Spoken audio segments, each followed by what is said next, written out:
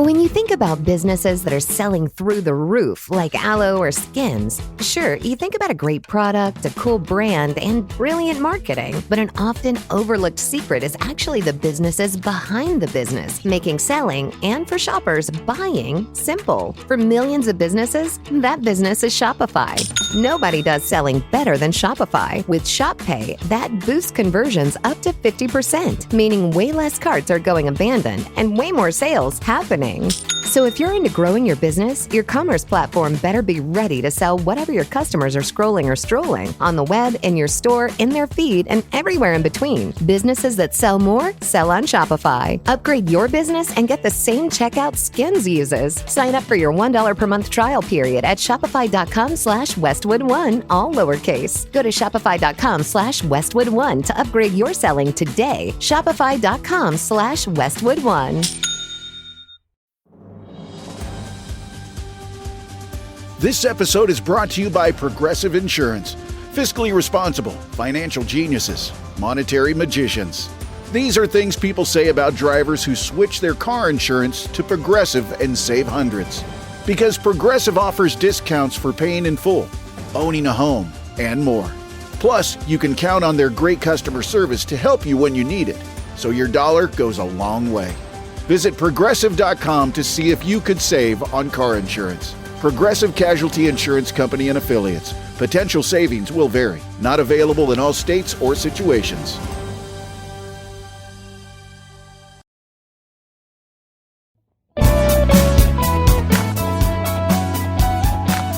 Hey there, listeners. Welcome to Shit That Goes On to Our Heads, the podcast where we normalize conversations around mental health. That's right. I'm Dirty Skittles, and alongside my amazing co-host, Rex, we are here to share stories and tips from our incredible guests. Each episode, we deep dive into struggles and triumphs of mental health, offering practical advice and heartfelt support. Because no one should feel alone in their journey. Join us as we break the stigma and build a community of understanding and compassion. Tune in and let's start talking about the shit that goes on in our heads. Welcome back to a season ender episode. Shit that goes on in our heads. I'm Dirty Skittles. And I'm joined with my co-host. See, this lines up with somebody saying, are they DJs? Yes, we are. No, I'm just kidding. We're DJs. The podcast of like DJs of mental wellness. Yeah. That sounds really cool. Can you imagine us playing like at a high school prom? Yeah. Boom, boom. Do you have imposter syndrome? Boom, boom. Fuck anxiety. Fuck it. Well, you know what it is? It feels good to let loose on a season ender and not have, we can just be silly. We can be silly like we used to be when I would call you all those mornings ago, be like bawling and crying and laughing all at the same time. I know, but we've grown so much since then. And every season of this episode, or this podcast, literally is a new chapter. It feels like we learned so much still in 11 seasons. We're still learning shit.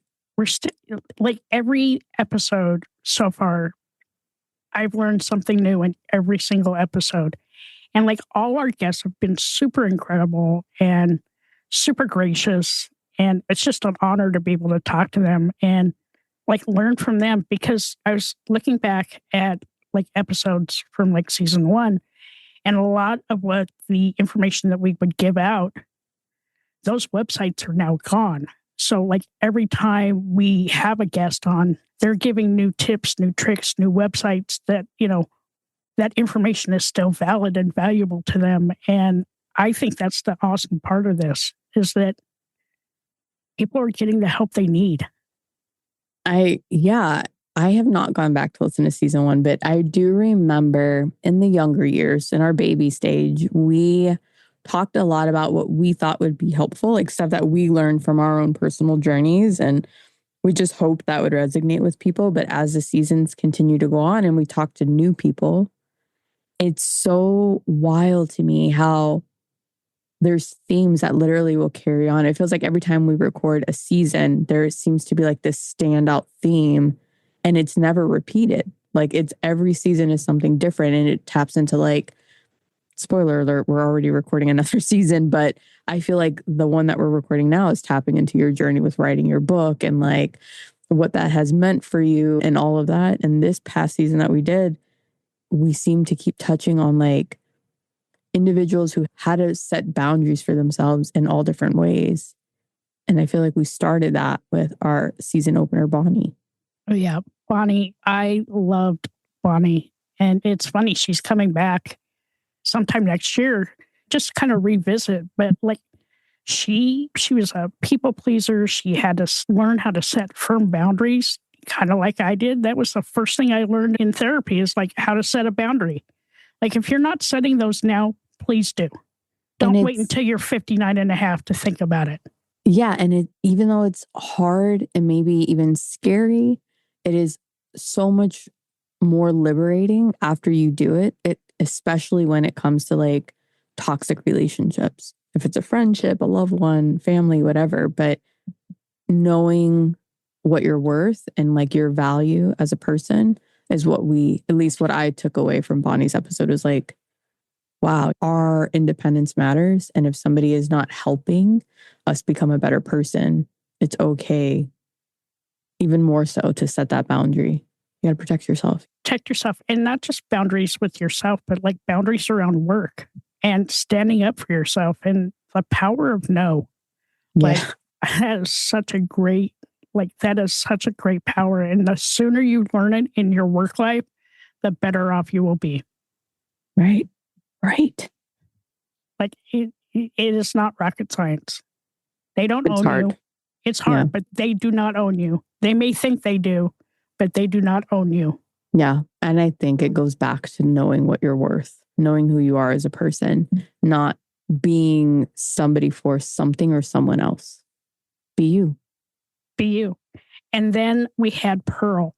And man, what a heart-wrenching in a lot of ways. And like, I've never thought of like divorcing anybody in my life, right? There have been some people that have crossed that line, but I would never like divorce them. I might like snooze them for 30 days on social media or like unfollow them, but I don't think I could completely take them out of my life. Yeah. But talk about like, again, that theme of boundaries. She wrote an obituary for somebody. Like, what a final way to say goodbye. Yeah. Goodbye. And everything she did after her son passed away, and that she took all that pain and turned it into purpose, and she's helping elevate women now. And I think that's really awesome. Yeah, man. Why not? Why not help each other out? Honestly, it's not hard. It's not hard. It's not hard. You know what? Lift each other up, because the world's already trying to like crush us anyway. Yeah. A simple act of kindness, finding your joy, and like doing the things that make you happy are going to make the crappy days seem a little bit better.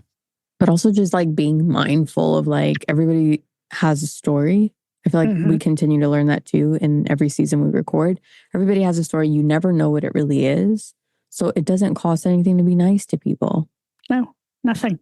Yeah. You don't have to go out of your free. way. Just be a nice fucking human being, for Christ's sakes. Yeah. It costs you absolutely nothing to be nice. Nothing. Yep. And then Val came back. Again. I loved that Val came back. And she really talked about her OCD and those intrusive thoughts, because you know what? We all get them. Yes. I remember feeling guilty during this one because I was like, oh, so it wasn't nice to mess with like when I was younger with a family member who has OCD tendencies, let's say. I thought it was funny just to fuck with her whole world. But, it's not, guys. Going back to what I just said, it costs nothing to be nice to people. It costs nothing to be nice. But it was during that episode that I thought, damn, if I had OCD, my office would be so much cleaner. My room. But it's never going to happen. I mean, I like chaos. And it works for me. Not for everybody else in the house, but it works for me.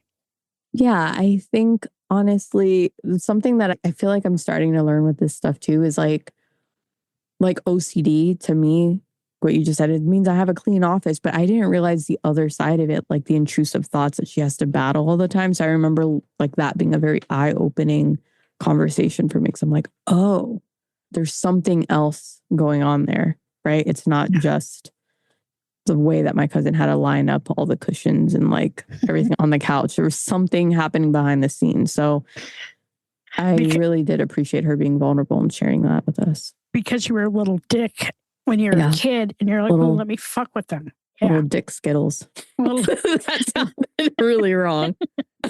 I don't know. I don't know where I come up with this shit, man. I don't know where you come with it. But the other thing that I really thought about too is a lot of the treatment that goes into that, right? And all the medications and things that sometimes doctors don't get right. And having doctors talk to other doctors to make sure that things aren't conflicting and you're not making it worse. So, yeah. And then we had the Nope coach, which was all about boundaries. And that girl, oh my God, I loved Suzanne. I loved her. She was amazing. Like, she made setting boundaries like a priority. Yeah. I loved her. Like a skill you learn. And the more you use it, the better you get at it. And some of us might get a little better at saying no than others. But it's not selfish. It honestly is not. It's not. And like, I love it that she uses the word fuck as much as I do. It's like, it's a sentence enhancer. A sentence enhancer. I like that. It is. It's a sentence enhancer. But you know, she really reinforced that saying no is not rude. It's super powerful. And every now and then I need to keep remembering my boundaries. It's a muscle you have to work out. Yeah. Yeah. You're never, I guess I'm learning with like a mental health and boundaries and these themes that carry through our seasons, that it's not like you're not fixed. You know what I mean? Like, you have to work at it and reminding yourself that you're worth it and that you're fighting for you and saying no, especially if it's not like, especially when it is to something that is not what you want to fucking do or it's not going to help you out. There's nothing wrong with it. Nothing. And then we had Stephanie. And oh my God, this was such a good episode talking about fear of dogs and just like rational versus irrational fears. Like my fear of heights. I am 62 years old, or going to be 62. And yet I still am afraid of fucking heights. Yeah. Yeah. Listen, we got to both be vulnerable. My fear of deep, dark water and whales. It's out there now for anybody who listens to that episode to know I've been teased about it my whole life because it was seen as an irrational fear. Like, when are you ever going to be confronted by a giant whale in deep, dark water? And to that, I say to those motherfuckers, it's because I don't put myself in those situations. It's not an irrational fear. I remembered that episode, and when we went to New York City and we did that immersive experience, and the blue whale came out of the wall, and I filmed it in like slow motion. I didn't send that to you because I knew that would end you, and I did not want to end you. I mean, I would have laughed about it a tiny bit, and I thought, oh shit, you're an asshole. This is why we're friends. But I do recognize, and as a parent, I don't want my son to pick up my fears. Right. So, like, knock on wood, it hasn't happened yet. But if ever he was like, had a real passion for whales and he was like, Mom, we got to go and see all these whales, I probably would do it because I don't want him to know, or I don't want him to fear. That's what it is. I don't mind if he knows that I'm afraid of whales, but I don't want him to pick up my fear. You know what I mean? I do. But I loved how she talked to us about working with dogs and approaching dogs and things that people need to remember, and all the work she's done with both kids and adults and to overcome that fear. And I thought that was really cool. And just her approach made it really like helpful. And even in my, like, when I think about me being afraid of heights, like I could approach some of that fear with some of the things that she taught us. And no, I'm not getting on a fucking ladder anytime soon to get back on the roof. Listen, yeah, you shouldn't do it. You have nothing to prove. I have nothing to prove. Fuck those ladders. Fuck those ladders. And then we had Linda. who I'm going to call my crystal sister. She is your crystal sister. Just had such a warm energy to her and welcoming and vibrant. And I don't know, it just felt like a hug. You know what I mean? Talking to her felt like we were getting a nice warm hug. It did. And I was on her podcast and prior to her being on ours, and she's just real and like just has a good soul. And she's been through some shit. Like she lost her son to alcoholism. Yeah. She battled cancer. She's survived COVID. And she's been sober for 9 years. Like, fuck, man, she's been through them shit, but she still ends up showing up every single day. Yeah. She was so positive. And I remember thinking like, man, you've really gone through it, especially as a parent losing a child, and still to remain and be so positive. Yeah. It blew me away. That's like, to me, strength. Yeah, that was like total strength. And like she was funny too. I remember laughing a lot during that episode. And before, we always like chit chat before we start recording. Yeah. Yeah, it was like, ooh, let's gang up on Gretchen Day. Okay, yeah, I'm all in. Whatever. And then we had Yalda. Yes. And, oh my God, like a topic we had never talked about. And that's postpartum psychosis and like what she went through and the strength that she had to, strength she had to find so she could take care of herself and take care of her son. Yeah. The line that we have here, I love you so much, I fought to get better, that she says to her son. I remember sitting across from her and hearing her story, and as I could relate. And I think when you're a new mom or just a mom, and I don't know if it's safe to say everybody kind of gets to a moment where I think you hit a breaking point, and being able to hear that conversation happen and like somebody share that moment of their life with us, for me was very refreshing, because nobody really talks about it. Like nobody talks about being a mom and struggling with those thoughts that she shared. So loved that she was talking about it, and she ended with the strength, and the way she did it was amazing. Yeah, and I love how she advocates fiercely for maternal mental health. Yeah. Because there's a lot of talk about mental health, but not like maternal mental health. Or I don't know if there's mental health issues that happen with like men. I don't know if there's a postpartum for men. I mean, I'd be interested to find that out. But like she was just so passionate about it. And she was very vulnerable with us. And I really appreciated her coming on and like sharing that with us. Yeah. No, I mean, now I am curious. Is there postpartum for men? It's such like almost like taboo, I think, for people to acknowledge being a parent may not be all like beautiful and wonderful at first. Like you may have these very strong adverse emotions, and I love that she's advocating for talking about it.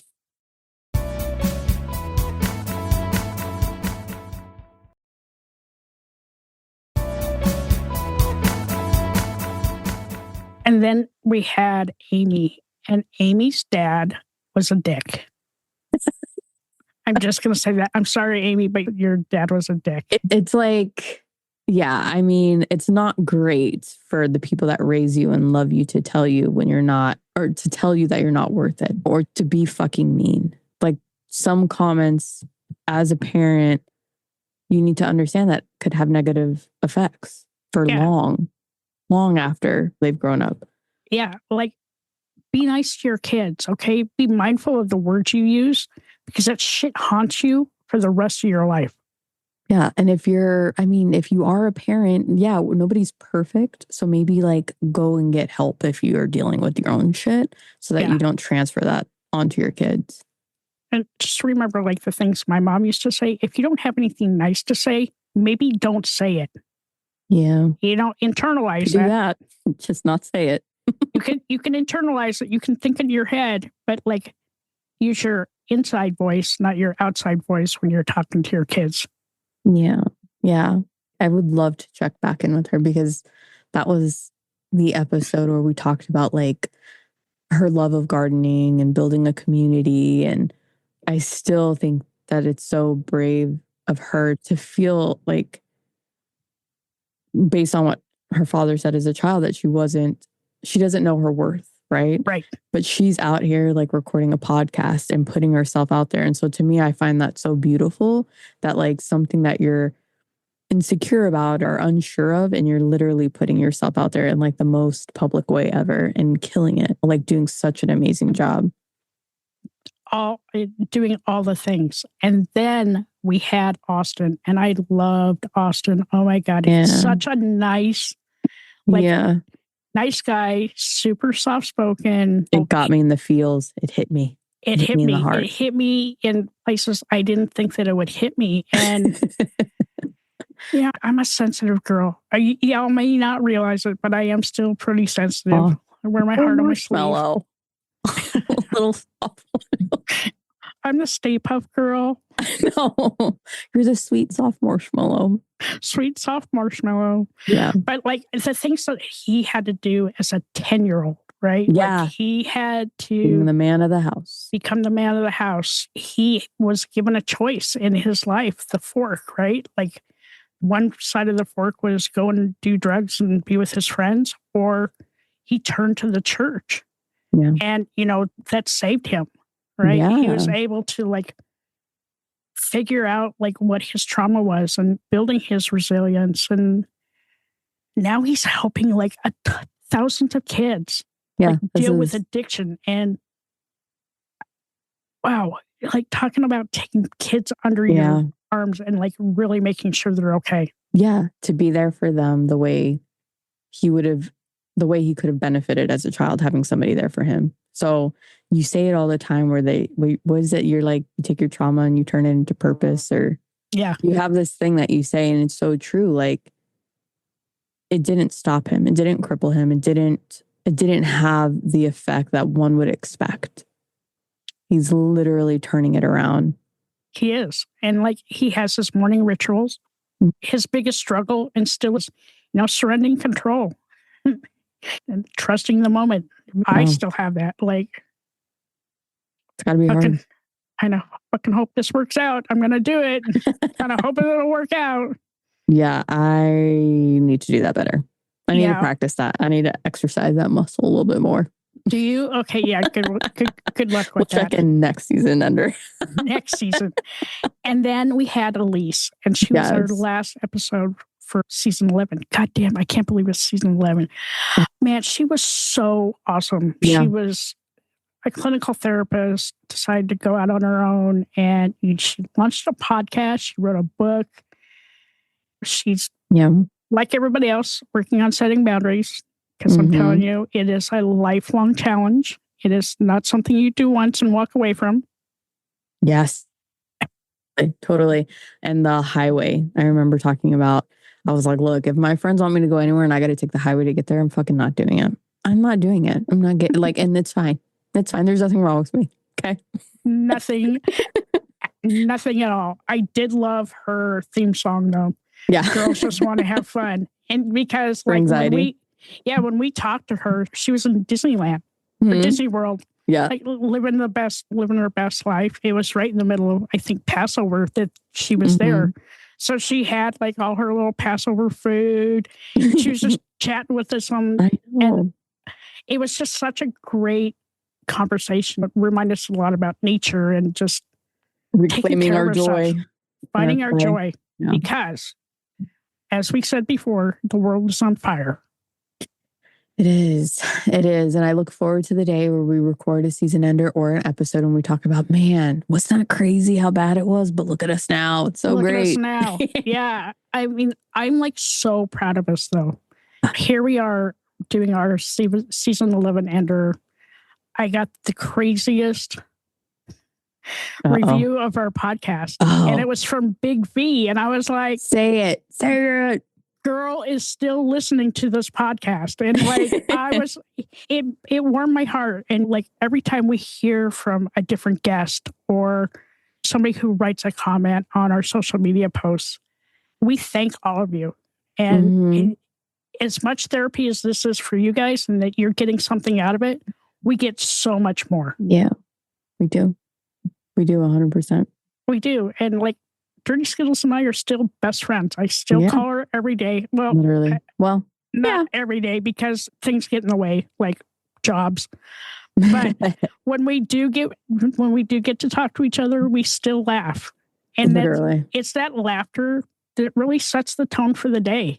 I had you buckled over earlier. Wait, that doesn't sound right. You did have me buckled over. I was dying. I had tears in my eyes. Yeah. Yeah. Look at us. I mean, and like a lot of things happen. Like I have the first draft of my book done now. Dude, I know. Your growth is wild. I'm really proud of myself. You should be. That I was able to do something, try to do that. And like my business is going good. Mm-hmm. Like I never thought at 61 this would be what I was doing. Yeah. Was it in the wheelhouse? No, but because you literally went from not saying anything about what you were struggling with to saying it on a microphone and writing it down in a fucking book that you're going to have out there for anybody to pick up and read.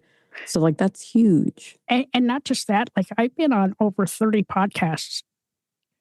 And every time I guest on somebody else's podcast, they just thank me for being an incredible guest and sharing my journey. And I couldn't do this with anybody else but you. Oh, thanks, because man. we feed off of each other so well. Even your fucked up questions. Listen, Linda. I don't know if I'm going to change them. The last ones, I don't know. I'm going to think about it. If I can come up with 2 new good ones, maybe I'll slide them in. To inside the actor studio and go find more questions. Yeah, those are some good ones. Yeah, and like I've been working on a whole bunch of new stuff for the podcast. Like we've decided that anytime we have a 2-parter, the second part's going to come out that same week. I'm doing flip books for each season now, starting with season 11. Just give some information about what we talked about, any resources, some journal prompts, things to like, help you keep engaged because it is something tangible. The problem that we have now is a lot of like resources that we recommended in even season 1 or season 5 are gone now. So these are good, reliable resources that people can use. And it's just like we're still having fun. Yeah. So what do our listeners get to look forward to in terms of audio for next season? Wow. Let me tell you. Hold, please. Well, while she's pulling that up, I will let you all know. It would be helpful if you tell us if there's like a guest you want to hear again or new guests that maybe we don't know about. Let us know. Yeah. And one thing that we were thinking about is doing an episode of Ask Us a Question. Yeah. Ask us anything. Ask us anything. You can go out to our website. You can leave us a voicemail. And we would love to talk about it on the podcast. Yeah. We do our season enders at the end of each season, and we can bring that up during our season ender. Yeah. But we have like some really amazing guests coming up for season 12. So we have Kate. She was on last year, and she's talking about her new venture with her heart and soul. Mm-hmm. And then we had Marie, who talked to us about her grief because she had lost her husband. And we have Richard who's coming on. He's another podcaster out there. Funniest conversation I think we've ever had with anybody. He is no holds barred. He's a recovering drug addict. And then we had Tim, who is a high school football coach who's just really trying to make sure that men are taking care of their mental health. Such a good one. And then we had our secrets away. Don't give all our secrets away. I will. And then we had Emily, who talked about her experience as a suicide attempt survivor at the ripe old age of 19. Yeah. And then we had Susan. And Susan is amazing, just telling her story about her father. And it was such a great season coming up. So I'm excited for all those fun things. Yeah. And like, I just want to keep hearing from you guys. Like, if there's something you want us to talk about, let us know. Yeah, we're open. I'm on social media all day, every day, posting a lot out onto LinkedIn. Companies are really starting to take notice of employees' mental health, which warms my heart. And I just want you all to just keep taking care of yourself. Be kind, find your joy, Yeah. Be kind to each other. Find something to laugh at and be grateful. Beautiful. Beautiful. Perfectly said. Beautiful. So we'll see you guys next season. Thank you for everything you do. Thanks for listening. Yeah. And we'll be here. We'll be here all day, every day. Hi, all. Thank you so much for listening to this episode. I'm G-Rex. And I'm Dirty Skittles. Don't forget to subscribe, rate, and review this podcast. We'd love to listen to your feedback. We can't do this without you guys. It's okay to be not okay. Just make sure you're talking to someone.